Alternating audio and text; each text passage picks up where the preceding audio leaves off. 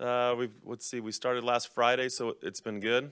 Obviously we got poor weather coming in. So we're heading over to Globe Life Thursday, Friday, Saturday, which will be nice. So we'll get indoors and not skip a beat. It's gone good. Challenged them on Sunday. Sunday's always a day where it's attitude wins, especially after a long weekend, right? You play a game on Friday, you play a game on Saturday. Sunday's always an attitude day. So you're either trying to sweep a series, not get swept, or try to win a series on a Sunday. And so I challenged them on Sunday. Halfway through the practice, I thought it was going very average halfway through the practice, and kind of reiterated what my thoughts were for what Sunday means to a season. And so I thought they rebounded well on Sunday. We had a workout yesterday, and then obviously today with the rain and the forecast coming in, we'll be a little bit more indoors today, but we won't skip a beat Thursday through Sunday.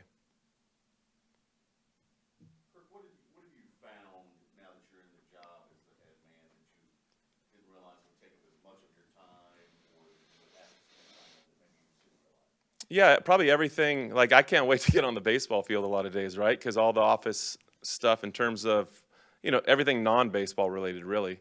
You're in charge of 40 young men and your support staff. So, you're looking at 75 people that you're in charge of, and to make sure that it's being run the way you want it to be ran, and for people to be, trying to excel at their highest level. I think, it's instead of having 3 kids back home, and now I have 40, right?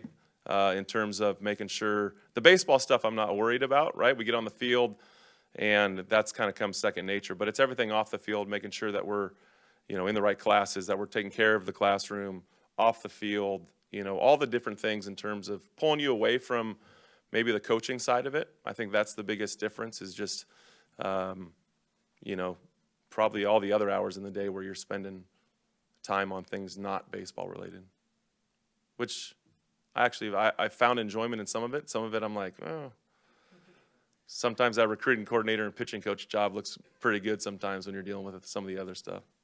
Coach Cox is just talking football-wise about all the transfers he brought in. You guys, I think, have 4 graduate transfers. How have they looked, and how important is that, just across the board, regardless of sport? Yeah, they've been huge. You got, like you said, we have 4 guys from 4 really good universities.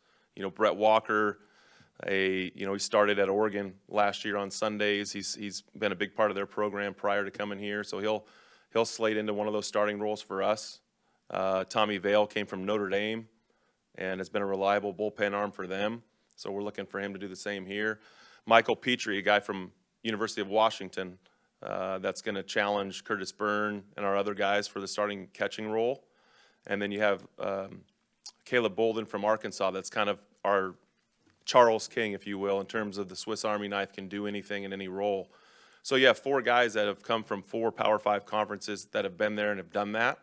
So when you're kind of building your team, you rely on them a little bit more than, say, a guy that from a junior college or a high school player, just because they have a little bit more of a track record at this level. So going forward, we're going to save probably a scholarship and a couple roster spots every summer so that we can go out and identify the right grad transfers for our program. And those 4 guys, the greatest thing about them, besides the baseball stuff, is they've come into our program and our culture and have fit in perfectly.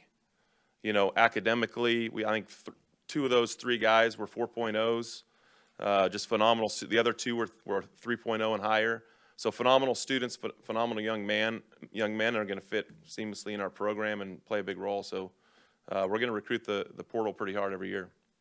Coach, you talked about them fitting in your culture. I know you're new to the program, but as now the head guy, what's that been like for you building your own culture?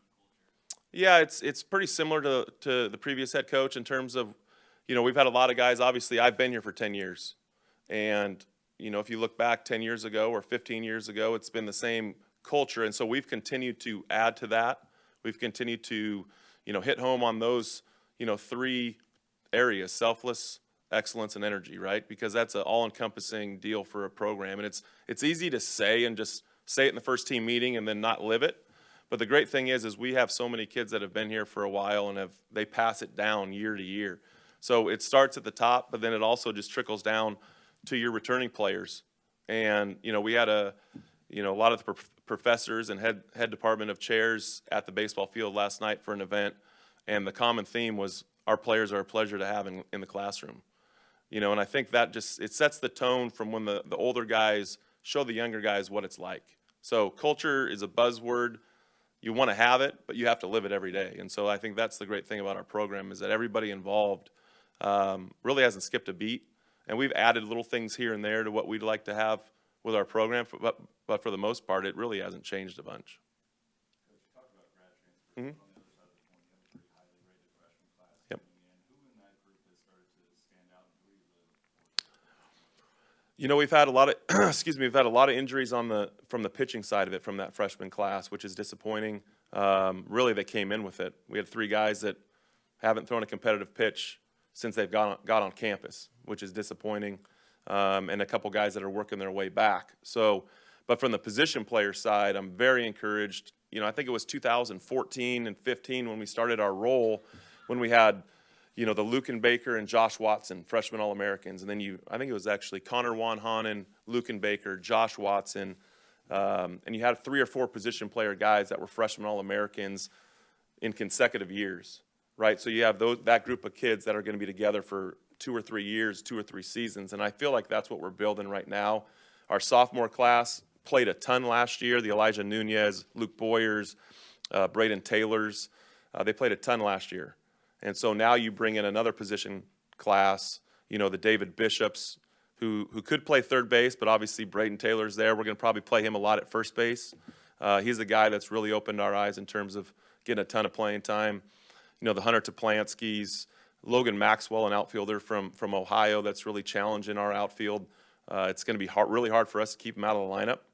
So you have, that kind of nucleus of young freshman position players to go along with our sophomores. We're really excited about this year, but then also building from a position player standpoint of next year as well. So now we just got to have, we have an older group on the mound. So that's not to say we're not going to use some of those freshman arms.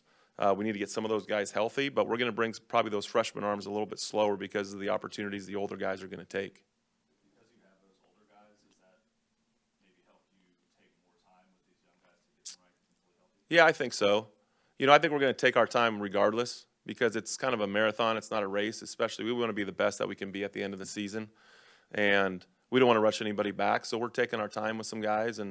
But what the great thing is Cam Brown and Riley Cornelio, 2 guys that have had a little bit of run in their first couple of years at TCU on the mound, have really taken a step forward over the summer and then into the fall, and then have brought it this spring. So we're really excited for those 2 guys in terms of kind of a coming out party for them in terms of what they're doing right now. And obviously Austin Krob, like we talked about, Brett Walker, Marcelo Perret. We have a ton of guys, ton of innings, and a ton of versatility with our pitching staff that I think will be fun to be able to kind of, figure out what the best possible rotation is, what the best possible middle inning guys, late inning guys. But there's a ton of versatility that we can have a lot of guys do a lot of different things, which will be fun, but it'll also be hard in terms of making sure we got the right guy in at the right time. What led to those young guys in their situation, those young pitchers? Is it a trend that you're seeing? Are they throwing too much in select Yeah. ball leading into it? Is it taking too long into fall with Jupiter? Or what is it? I think it's everything that you said. I think, a lot of the guys that we're seeing that have some of these injuries are local, warm weather areas where you can play baseball year round. And a lot of times we always tell them, let's play other sports. So you put the baseball down. And, at some point, you can try and do everything you can possibly do, but at some point, if a guy's going to get hurt, a guy's going to get hurt. But if we can try and limit their innings for the most part from their 14 to 18-year-old years, you don't need to throw 100 innings at, 14, 15, 16, 17, 18 years old, right? If you play in other sports, you're probably playing, pitching 30, 40 innings a year, and then you're putting the baseball down, playing football, playing basketball, soccer, whatever it may be. And now guys are just throwing harder, sooner. They're stronger. They're training harder. And I think a lot of times these 17, 18, 19-year-old kids, their ligaments, tendons, muscles aren't ready for some of the bulk and the load that they're putting on their bodies. So, we do a phenomenal job once we get them to campus, taking them through a screening with Coach Danny Wheat, the Ben Hogan Center, to try and identify some possible things in the future. But a lot of times we get a lot of guys that are coming in, like I said, that are already banged up that, man, they haven't thrown a competitive pitch in the 6 months they've been here. So it's tough. It's really tough because we committed these guys long before they got hurt. And, we've stuck by their side. We haven't taken scholarships back or anything like that. We've been alongside of them trying to get them healthy, and sometimes it's harder to do than it is to say it. So.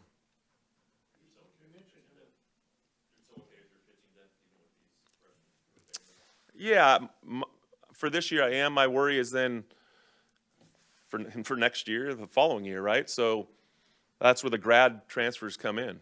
That's where the junior college player comes in, where you identify throughout, obviously, the fall, but then in the spring and the season of, all right, who do we have coming back? And what are their roles going to be? Are they a starter? Are they a reliever? And then identify, okay, we need to get a couple JUCO pitchers. Or, hey, we need to maybe get 3 or 4 grad transfers to supplement maybe some of the either recruiting misses that we've made in terms of maybe the guy isn't quite good enough, or the injuries where guys might not even be able to toe the rubber, for TCU just because of an injury situation. So, you kind of, it's always like a 3 or 4 year window when you're looking at your current roster. What's your team? You're looking at this year, but you're also looking at what's next year going to look like. So we're real encouraged from the offensive side. Now it's about trying to get those guys healthy, get them some innings, help them develop, and then also, keep them healthy. So, yeah, the JUCO and the grad transfer we're going to hit pretty hard this offseason. You mentioned Braden earlier. Just where would you like to see him develop and grow? Obviously, he had a great freshman year. Yeah, I think everyone always says sophomore slump. I'm not worried about that with Braden. He's a really good hitter in terms of the best hitters can handle the most pitches, right? The more pitches you can handle, the better hitter you're going to be. And Braden does a really good job of that. I think the big thing for him is not trying to do too much. He had a lot of veteran guys around him last year in terms of in the order, where he probably didn't feel like he didn't need to do too much. And that's probably usually what happens in a sophomore year is, okay, I had a freshman year. I need to do better than what I did my freshman year. And we're all about not comparing yourself to what you did last year. It's about today. It's about this year, and not comparing yourself to years past. Take care of today.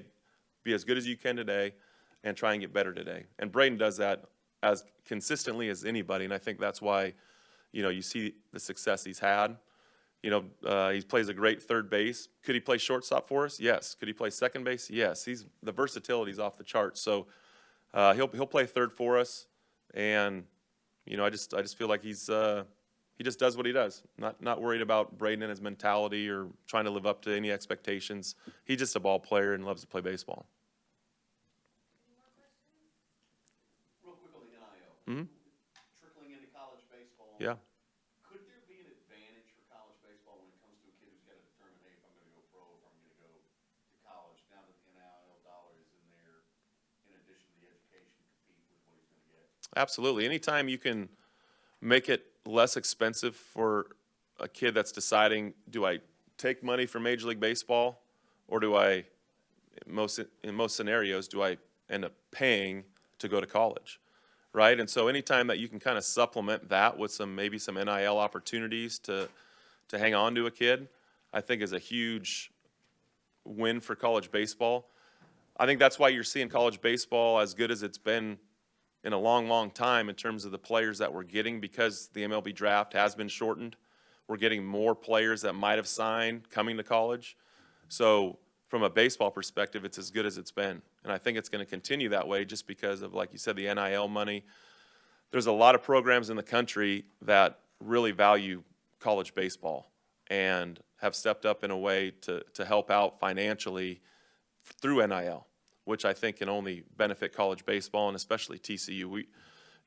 If you look at TCU baseball and the history of our fans showing up and their support and their love for springtime baseball, it's showing up in terms of our guys, being helped out through NIL, and I look forward to it helping us out even more. You bet. All right. Thanks, guys.